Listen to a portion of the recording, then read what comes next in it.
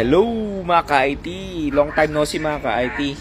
Nag-upload or nag-exam tayo kagabi 9:30 PM ng CCST o Cisco Certified Support Technician Networking.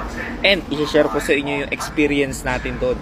Para to sa mga college student at saka sa mga fresh grad na gusto mag-take ng CCNA pero let's say for example wala sa budget or kulang sa budget tapos medyo na-overwhelm kayo sa topic. Pinakamaganda CCST talaga. Okay?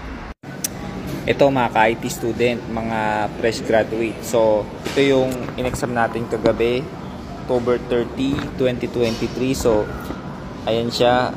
Medyo meron tayong error sa diagnostic problems and security. Pero overall, napasa natin. Ang minimum na passing rate is dapat 700 points up to 1,000. 40 item